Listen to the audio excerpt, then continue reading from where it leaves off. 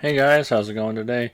I want to apologize for this being a little late. I know it's been like over a week since this actual short 8 minute film came out, but I had a lot of things going on. My microphone ended up breaking, so I had to go out and purchase a new one, which this one's actually pretty damn good. I might do a review on it later at some point, but anyways, I want to get to Battle at Big Rock. Now, I wanted to wait a little bit. I wanted to wait a couple days originally since this came out, so everybody can see it. I have not seen any reviews or heard anything else about it from anybody. I just watched the video probably over a dozen times, and each time I noticed something new and different. Like the opening logo, for instance, very reminiscent to like the theme is very reminiscent to the Lost World, I think, which is one of my favorite, you know, entries in the series of the whole Jurassic Park series, I should say, or film franchise. Anyways, I'm very impressed with the short film, given only like an 8 minute short story. They really made me feel that this was a real family getting along what looks like an RV campsite in a fictional place called Big Rock, which was filmed in, I believe, Ireland, they said. But they made you really believe it was like Northern California, which makes sense because that's where the Lockwood Estate, isn't too far from the fictional location of this Big Rock. Um, like I said, I haven't seen anybody else's opinion or review on it. I just wanted to dive in myself and give my opinion and review on this. As I said, the opening logo is amazing. It has like the nice, classic Jurassic Park World slash World, something like that. Definitely gave me a really Lost World vibe, as I said. Anyways, we see the family enjoying their time, preparing dinner in their RV, talking to the Sons of Anarchy looking guy named Gray, which is Gray or Greg. I believe it was Gray, but I assume no relation to the first boy in Jurassic World. They talk about how important family is to each other and whatnot. And little girl, spoilers given here and there. The little girl talks about how she had a great day playing with the crossbow with the Gray character over there, and the father shouts out to the neighbor, "Don't let my 8-year-old play with the crossbow." As soon as they say that, they hear a rumble outside on the ground, and they believe it's a bear or something, but then it reveals to be an adult Nasutoceratops along with its infant, which I thought was pretty adorable and cute. Him playing with a little flashlight, experiencing here and there. And the news said in the beginning, this was the first natural, Northern American born dinosaur here outside of the islands. And then a very large, hungry Allosaurus appears and attacks a little infant, which honestly made me feel a little worried for a moment, but thankfully he broke free when the bigger, more intimidating male Nasutoceratops shows up to challenge the Allosaur attacking his young. Herbivores leave while the Allo stays behind in search of food, and he hears their infant cry, and which brings his attention to the RV that they're in. Now that reminded me very much of obviously the Lost World. I'm going to reference the Lost World a lot, by the way. How the Rexes attack the RVs and push them off the cliff, but thankfully there's no cliff here. So as he attacks the RVs and whatnot, flips right over like a scene almost reminiscent of that of Malcolm and Sarah and Nick Van Owen flipping over, and it fades to black.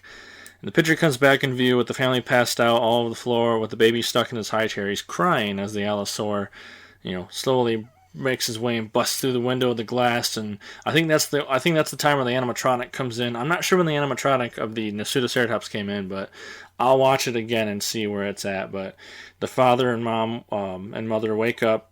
They hear the cries of the baby. They hear the noise of the Allosaur breaking in, and an extremely brave way, I should say, that I've ever seen. The family actually fought back. Like, I know humans fought back before with dinosaurs, like Kelly did a little gymnastics crew here and there, but they fought back against this Allosaur, which is Allosaur I noted, it looks like he's got a dead eye or a blind eye, which reminds me of the Lost World toy of the Cyclops Raptor. But anyways, like I said, hell they fight back pretty damn well. I think they're going to defend their family, and that's what most of the Jurassic Park movies have been about, was family. I've noticed it's a small theme here and there, but this is the first time a family's come together, I think, versus having divorce and here and there and whatnot, all the other themes they have. I'm just rambling here, but I gotta say, the only thing that bothered me a little bit was like okay, so sorry, I'm rambling. Going back, they're defending themselves and whatnot, and the Allo gets struck in the face a few times by, bolts of crossbow, and you're like, oh, okay, that's gray. But I mean, to me, I kind of had a feeling it was going to be the little girl, and it was their little girl with the crossbow, which I don't know how the hell she reloaded that so quick, unless it's maybe a multi-chamber crossbow. I'm not a crossbow expert. I have no idea about these. So, anyways, yeah, and then the part that bothered me a little bit was when the girl talked about, when the dinosaurs came up. She's like, oh, that's Pseudoceratops, and oh, that's Allosaurus. Like, okay, I can understand you might know who Allosaurus or what the Allosaurus looks like, but the Pseudoceratops, I don't know if that little girl knew what that was, unless maybe they studied it since the dinosaurs came over here. And I like how they also say that,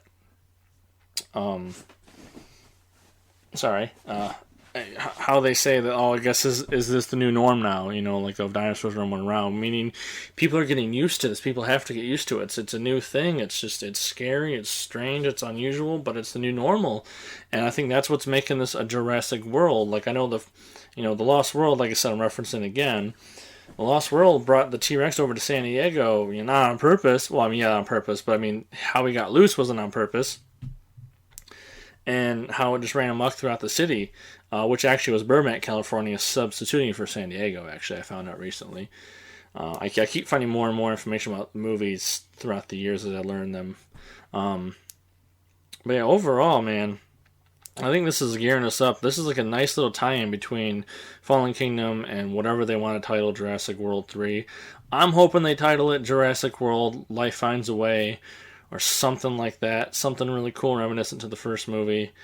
And yeah, I guess we'll see once the third entry comes out. But I'm really hoping Battle at Big Rock gets featured in the Blu-ray extra or something whenever the hell Jurassic World 3 comes out on Blu-ray release and DVD release, whatnot. But I want to say these few clips here last here, little girl being chased by little compies, that it's showing different parts of the world of different dinosaurs existing and bumping into people daily, and like I said, little girl being chased by compies, much similar to the opening for The Lost World. Then you see a Stegosaurus roam across the road, the sky almost hits it, and then you see these nice, relaxing, looks like a Sunday morning fishing trip with a Parasaurolophus, which is really cool to see, because, he doesn't get much action in the movies. You don't see Para like here and there in the background, but he doesn't get really up-time, like, camera action anymore. And then this Pterosaur, which probably a Pteranodon, but the head crest looks a little bit like a Tapajara, however you say the name. But I mean, I'll watch it again and maybe stare at this freeze frame for a while. And then we get the Mosasaur once again attacking a shark. Sharks can never win against the Mosasaur.